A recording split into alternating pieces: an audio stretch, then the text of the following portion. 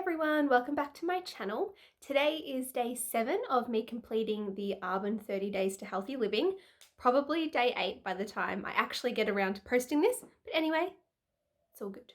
Before I get into it, if you'd like to show me some support, I would very much appreciate it, so please feel free to like and subscribe. But yeah, let's get into it.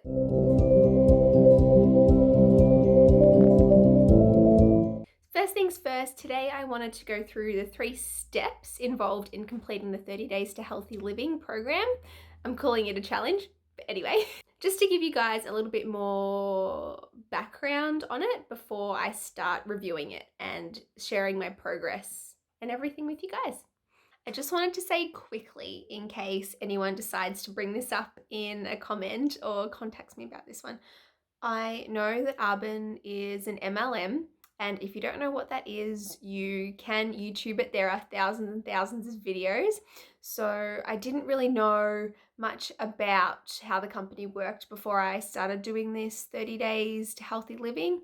But yeah, I'm just objectively reviewing the 30 days to healthy living as it is and not really reviewing the whole business structure of Arbonne.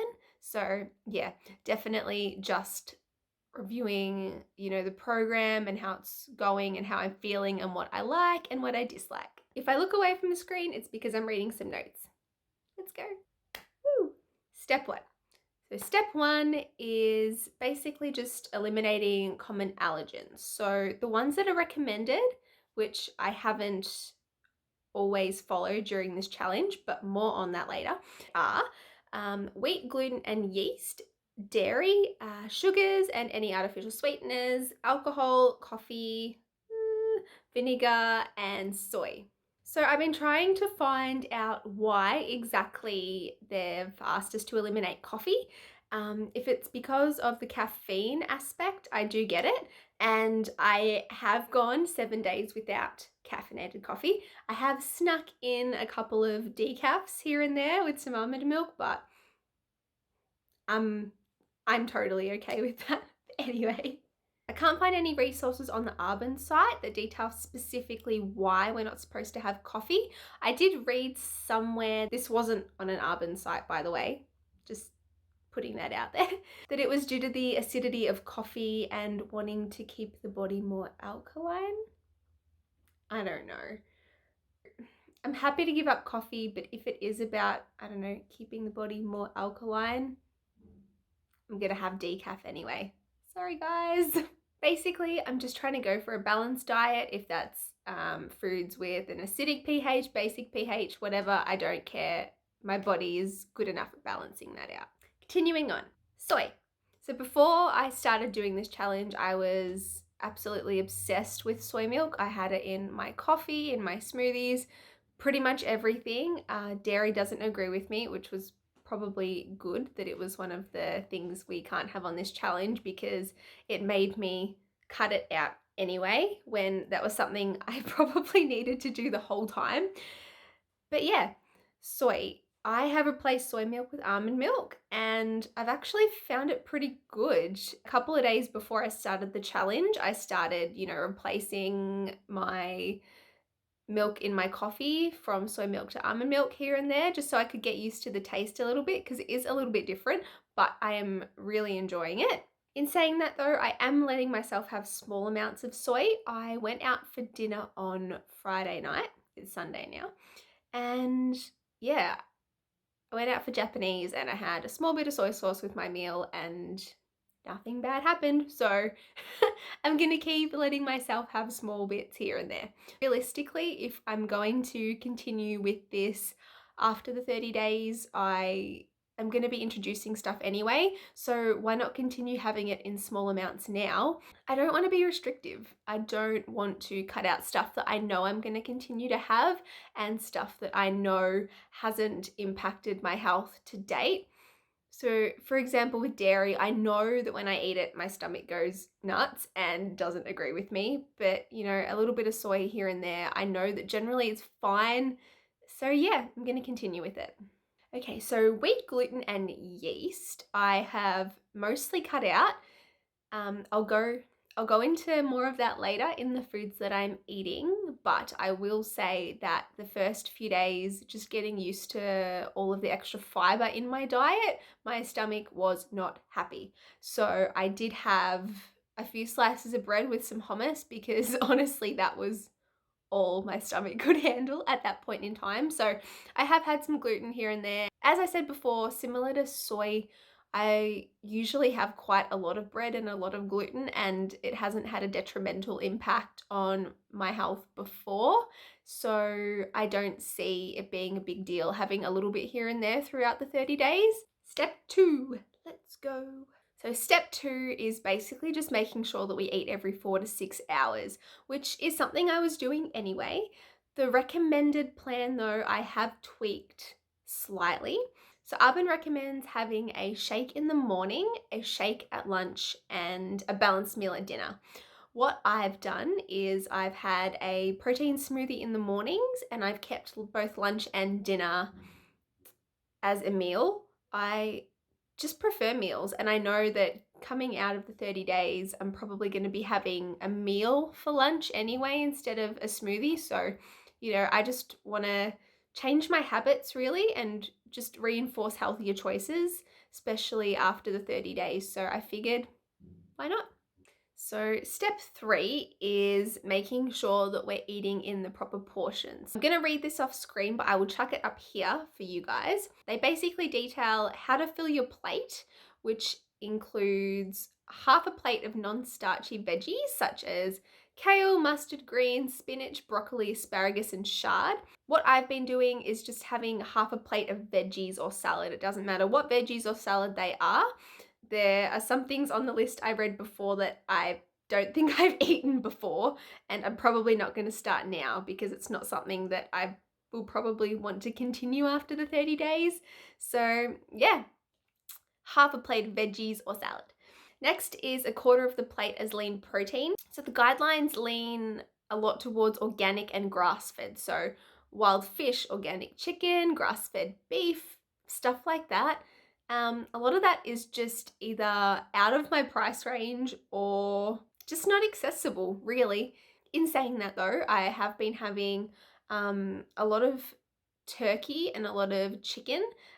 Any chicken that I get living in Australia, I make sure that it is RSPCA certified. And turkey, I just make sure I get the lean turkey mince. And again, that's been working fine. So the other quarter of the plate is split between healthy carbs and healthy fats. So healthy carbs include things like brown rice and quinoa. I've just been having a lot of brown rice, and I've also been including some pulse pasta. I found that that's quite a good source of both legumes and protein. So I've kind of been going with that instead of brown rice when I have pasta and stuff like that. And also part of that final quarter is healthy fats. So that could be seeds and nuts, could be olive oil, coconut oil, avocado, flaxseed, all that kind of stuff. I've been using a lot of almond butter, and generally I just use coconut oil and olive oil in my cooking. So I've been tweaking the portion sizes on my plate slightly just to take into account that the eighth of healthy fats that should be on my plate I'm using in cooking anyway. All right, so now I'm going to take you guys through what I've been eating this week and just a little bit of a food journal, nothing too strict. In my second video that I put out a couple of days ago, I did mention that during this challenge, I will be tracking what I eat in the MyFitnessPal app as well, just to make sure that I'm getting a good amount of calories. I definitely don't want to restrict myself, and I don't want to crash diet. I don't want to lose a lot of weight. I just want to feel a bit better. And yeah, I mean, weight loss is a little part of it for me, but I do want to make sure that I'm eating enough to, keep my energy up and sustained and just feeling good. My breakfasts have all been the same this week. So I've been having a protein smoothie. So it's been chocolate protein powder, some mixed berries, some spinach, almond milk, almond butter, and something. I think that's it. In my smoothie, I've also been popping in the Arbonne fiber boost that was provided, along with a scoop of the greens balance, because I just find that easier and tastier to get it in that way. Man, it's been working fine. So lunch. With lunch, I haven't quite been sticking to the full recommended portion size by Arbonne, but I have been trying to, incorporate a lot of veg or a lot of salad and then some protein and then some healthy carbs because as I said, I do use healthy fats in the actual cooking, so I don't always include it on my plate at the end. So my lunches this week have included so far some zucchini slice, some leftover minestrone that I made for a dinner during the week. One of my work days, I ordered some Uber Eats because I was craving it. So I got a grilled pork and salad bowl with some rice noodles, and that was awesome. And over the weekend, I've also had a bit of a chicken brown rice and salad bowl, which has been really tasty too. For my dinners, I've been bowl prepping a lot this week, so stuff that I can bang in the freezer and use going forward, as well as, eating during the week. So it's been stuff like turkey and veggie bolognese, which is mostly veggies, minestrone. I went out for some sushi on Friday because quickly, let me just say that I'm still making sure that I'm having the treat night here and there on this challenge. As I said, I don't want it to be super restrictive and I would love it to be something that I could continue with after the initial 30 days. So yeah, I'm still working in some treat nights. When I went out for sushi, I had gyutan, which is ox tongue. I know that's not for everyone, but anyway, some seaweed salad, some gyutataki, which is raw sliced beef, and a chili salmon maki roll. And I tried to keep it balanced between, some protein, some salad, included some rice in there, avocado, stuff like that. Yeah. So for the minestrone, the bulk of it is veggies. I did use some gluten-free pasta to account for the healthy carbs and made sure that a protein source was included in the beans that I used in it, and it was good. My partner and I cook this one all the time, so it will definitely just continue as part of the rotation. With the bolognese, might have said it before, but anyway, it was lean turkey mince with just heaps of veg. So tomatoes, onions, zucchini, carrots, like easily 2/3 of the sauce was veggies. As I said at the start of the video as well, during the week I did have some bread with hummus for dinner because my stomach was not happy.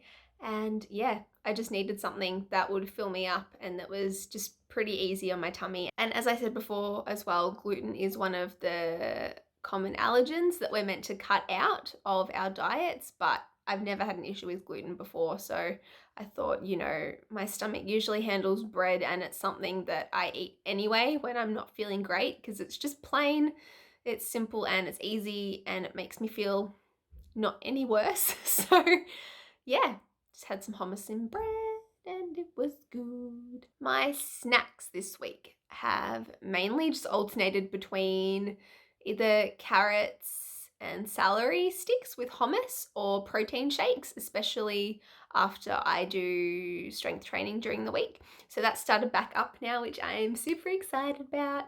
Yay! So I've just been making sure that after those strength training sessions where, I'm lifting lots of weights, I will have a protein shake. All right, so the last part of this video is just covering a bit of the exercise that I've been doing this week as well as how I'm generally feeling. So as I mentioned, I've got back into strength training this week, which I'm super excited about. So I've had 2 sessions of that this week and I've also gone on about 2 or 3 walks.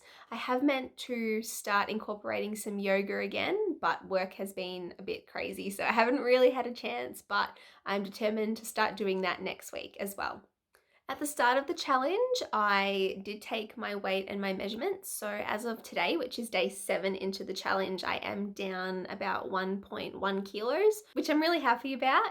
I think some of it is probably, water weight and bloat from the start of the 30 days because I wasn't eating that great. So I guess it's to be expected. But in general, I am feeling a lot better. I think most of that is just the change in my diet. So I am eating a lot more fruit, a lot more veggies, a lot more non-processed foods, and just not a lot of junk. I don't know. I've just had more energy. After the caffeine headaches went away, because cutting out coffee is hard, I felt, quite alert and quite awake. And I've also noticed that my skin's cleared up a bit as well.